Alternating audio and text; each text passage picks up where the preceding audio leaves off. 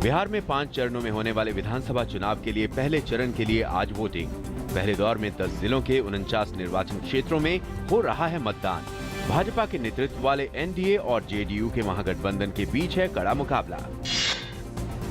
बिहार के पहले दौर के चुनाव में 1 करोड़ 35 लाख मतदाता 54 महिलाओं सहित 583 प्रत्याशियों के भाग्य का फैसला करेंगे। पहले दौर के निर्वाचन क्षेत्रों के ज्यादातर नक्सल प्रभावित होने की वजह से सुरक्षा के अतिरिक्त इंतजाम। हर मतदान केंद्र पर केंद्रीय अर्धसैनिक बल तैनात। बिहार में चुनाव से पहले जेडीयू को झटका।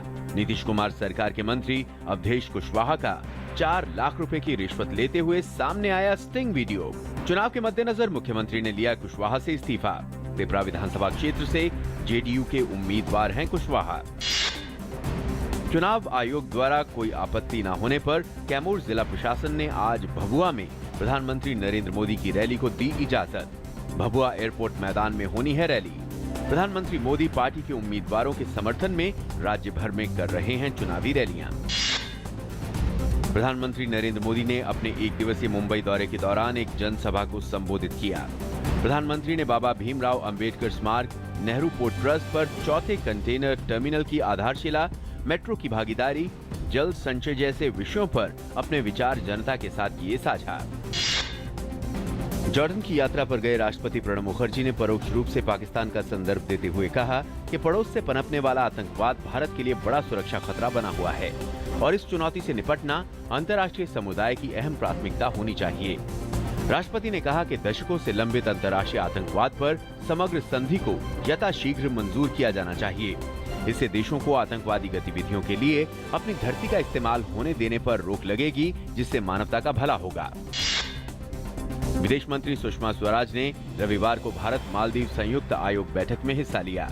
बैठक की अध्यक्षता सुषमा स्वराज और मालदीव के विदेश मंत्री दुनिया मौमून ने संयुक्त रूप से की। इस दौरान रक्षा और सुरक्षा, व्यापार और विकास सहित कई महत्वपूर्ण द्विपक्षीय मुद्दों पर चर्चा हुई। मालदीव ने संयुक्त राष्ट्र सुरक्षा परिषद में स्थायी सदस्यता के लिए भारत का समर्थन किया। वित्त मंत्री अरुण जेटली ने विश्व बैंक समूह में भारत सहित अन्य विकासशील देशों की शेयर होल्डिंग बढ़ाने पर जोर दिया है। इससे ग्लोबल इकोनॉमी में उनका हिस्सा बढ़ेगा। उन्होंने इसी के साथ विश्व बैंक की पूंजी में बढ़ोतरी की मांग भी की ताकि वित्तीय जरूरतों को पूरा किया जा सके। उन्होंने कहा कि भारत उम्मीद करता है कि 2016 की सालाना बैठक तक विश्व बैंक की शेयर होल्डिंग में सुधार के लिए किसी गतिशील फॉर्मूले को अंतिम रूप दे दिया जाएगा। केंद्र सरकार ने सामान एवं सेवा कर मामले, जीएसटी पर व्यापार प्रक्रिया प्रारूप, रिफंड और पेमेंट पर व्यापारियों और आम जनता से उनके विचार मांगे हैं। ये विचार सरकार के पोर्टल mygov.in पर 31 अक्टूबर 2015 तक व्यक्त किए जा सकते हैं। केंद्र सरकार जीएसटी को देश में जल्द से जल्द लागू करना चाहती है। केंद्र और राज्य सरकारों द्वारा जीएसटी के अंतर्गत कई अप्रत्यक्ष करों को कर प्रणाली में सम्मिलित करने की योजना है। नेपाल में संविधान बनने के बाद CPN-UML के चेयरमैन केपी शर्मा ओली को नेपाल का नया प्रधानमंत्री चुना गया। प्रधानमंत्री पद के लिए CPN-UML के चेयरमैन केपी शर्मा ओली का सुशील कोइराला से मुकाबला था। नेपाल में हुए मतदान में केपी शर्मा ओली को 598 में से 338 वोट मिले। वहीं सुशील कोइराला के पक्ष में 249 वोट पड़े। केपी शर्मा आज लेंगे शपथ। अफगानिस्तान में एक ब्रिटेन सैन्य हेलीकॉप्टर दुर्घटनाग्रस्त, जिससे उस पर सवार 5 लोग मारे गए हैं, जबकि 5 अन्य घायल हुए हैं। पुमा MK2 हेलीकॉप्टर उस समय हादसे का शिकार हो गया जब वो अफगान राजधानी काबुल के पास नेटो के एक प्रशिक्षण स्थल कैंप रेजोल्यूट स्पोर्ट पर उतरने का प्रयास कर रहा था।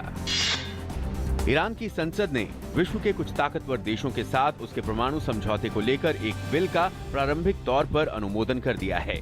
ईरान की संसद की राष्ट्रीय सुरक्षा समिति द्वारा प्रस्तावित बिल को अब मंगलवार को एक और परीक्षा से गुजरना होगा, ताकि कानून बनने से पहले उसे देश की सर्वोच्च संस्था से आखिरी सहमति मिल जाए। इस बिल में परमाणु समझौते के अंतर्गत सैनिक स्थलों की अंतर्राष्ट्रीय जांच पर जोर दिया गया है, जो एक शीर्ष ईरानी सुरक्षा संस्था द्वारा अनुमोदित होगी।